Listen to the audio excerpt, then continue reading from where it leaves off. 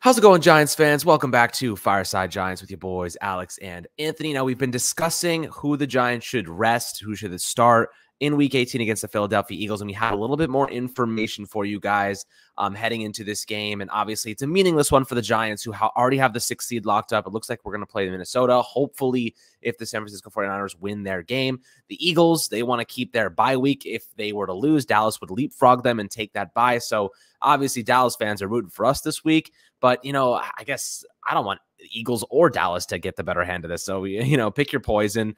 But at the end of the day, the Giants are taking a little bit more of a conservative approach toward this game, and they're going to be resting the majority of their starters, talking about Saquon Barkley, talking about Daniel Jones, talking about Azeez Ojulari, Leonard Williams. I wouldn't be surprised if Dexter Lawrence wasn't playing. They're going to try and make sure that everybody is healthy for the wild card, because I guess you have to weigh the scenario, right?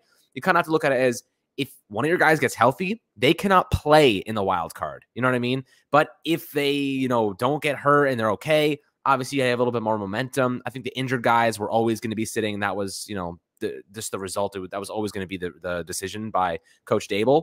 But Anthony, when you're looking at what the Giants are deciding to do in terms of ignoring the momentum variable and looking straight up towards resting and keeping their guys healthy, I think they're playing it safe. And ultimately, like, if someone was to get hurt, we'd be kicking ourselves. So I think they're just playing it in a very conservative manner and living to see another day. What are your thoughts on it? Yeah, I mean, I think you could put it into this perspective, right? You're looking at the Philadelphia Eagles, and as you just mentioned, the Dallas Cowboys. These teams are fighting for a first-round bye. Like, they really want to get the seeding so that they can have that bye week, take that week off, and rest for the rest of the postseason, right? The Giants have a free bye week. They didn't earn it, but they got it. So they're basically just using this week's game as a bye for the starters. Now, it's not a bye for the backups and all of the reserve players, of course not, but they're going to go out there and they're going to have an opportunity to put something on film so that when this offseason rolls around, management, Joe Shane, and everybody else looks at this film and says, okay, I like this guy. He's going to stay as a backup. I like this guy. He's going to stay as well, or this guy's going to get cut. So a lot of these backups are going to get some playing time here, and they're going to have an opportunity to prove their worth going into 2023. But for the starters, it's a free bye week. It's a bye week that they didn't earn and they got lucky enough to have. And you could see how important those bye weeks are. The NFL had to change a bunch of rules on the AFC side after the tragic incident with Damar Hamlin. But that bye week was a topic of controversy when the NFL was creating new rules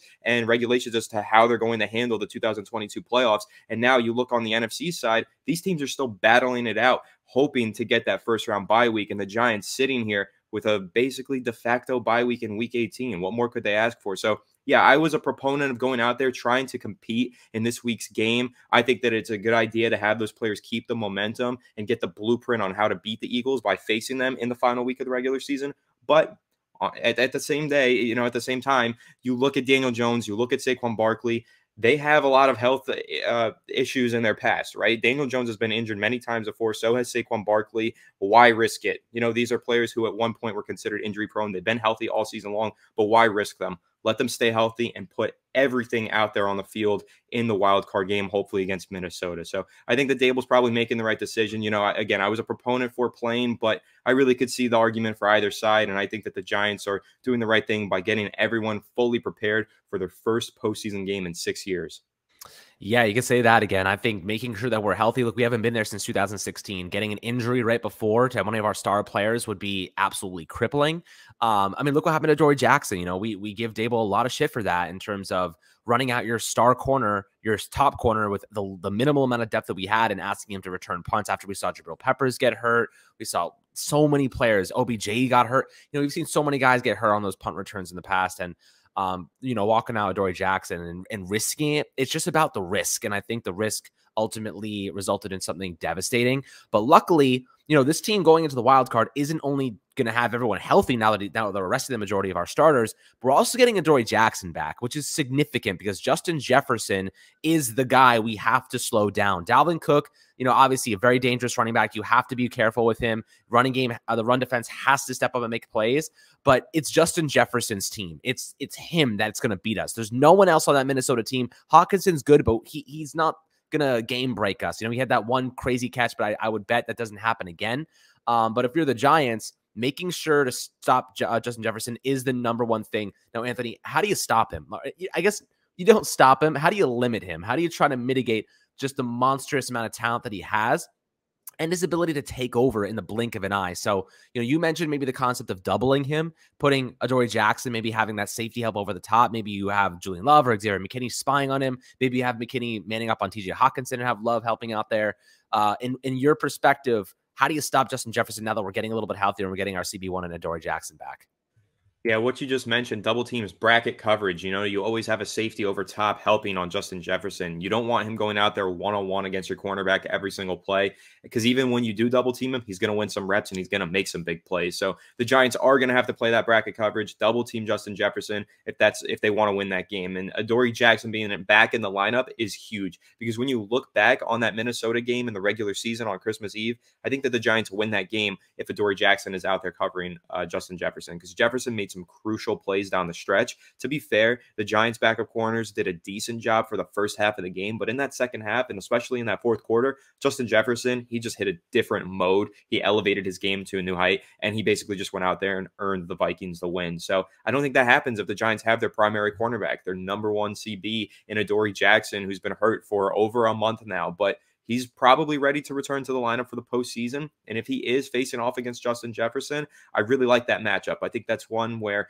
Jefferson's going to get his plays. He's going to make some plays. He's going to beat Adoree Jackson at times, but he's not going to beat Adoree Jackson as often as he was beating Darnay Holmes, Zion Gilbert, and Fabian Moreau. Okay, there's just no shot that Justin Jefferson's going to have that same caliber performance. So I really like the fact that when you look at what Wink Martindale's done with the defense this year and the way that he was really relying on that blitz-heavy man coverage defense at the beginning of the season, well, if you look again in recent weeks, he's actually switched to more of a two-high safety look rather than that single-high safety look, and a lot of that has to do with the fact that the Giants can't really play that straight-up man blitz coverage right now with Adoree Jackson out of the lineup. But now Jackson returning to the lineup, they can get back to playing that defense that Wink Martindale loves, and they don't have to worry about a player like a Darnay Holmes getting beat right off the line of scrimmage and letting Justin Jefferson make a big play. You have Adoree Jackson out there because he can jam a receiver at the line of scrimmage and let the blitz have an extra second or two to get home to the quarterback. That's the key difference. The Giants have had a lot of near sacks. They've been very close to getting some sacks, but they just haven't been able to convert the play.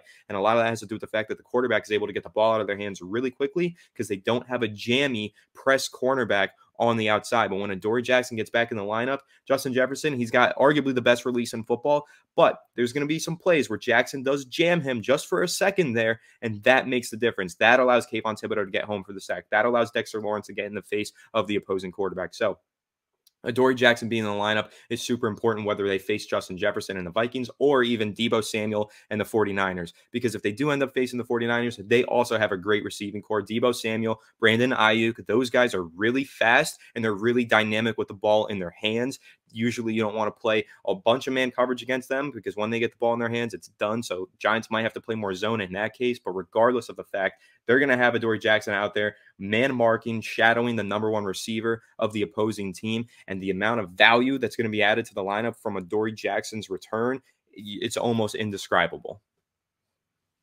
Yeah, I think you make really good points there in terms of Adoree Jackson helping the pass rush hit home. And if you put Kirk Cousins under pressure, you will have results. So obviously we've kind of gone on a tangent here and toward how the Giants can win against Minnesota if they even end up playing Minnesota. We don't know that for sure. They could end up playing the San Francisco 49ers, which would be a much more difficult matchup for us. But nonetheless, anything can happen in the playoffs, and keeping our guys healthy ensures that we have everybody available to do something special. So I think this is probably the right thing to do. I trust Coach Dable. I trust his coaching staff. They've gotten us this far. I'm definitely not going to waver in my belief just right now and just yet, because I don't know, they've earned our respect up to this point, my friends. But I'd love to hear your perspectives below in the YouTube comments regarding if you think that it was the right decision for the Giants to bench, or rather just rest, the majority of their starters. Always happy to hear your perspectives. Make sure to have a fantastic rest of your day. Like and subscribe. And if you haven't checked it out just yet, go check out Anthony's video on Daniel Jones breaking down the red zone, his touchdowns from this most recent game. Does a really, really great job describing how it all happened, and with visuals and everything you want to see and everything you need to learn about this game and learn more about how the Giants are getting their playmakers into a position to succeed and score and turn these red zone trips into touchdowns. So definitely go check that out. As I said, have a great rest of your day. Like, subscribe, and we'll catch you guys on the next Fireside Giants episode.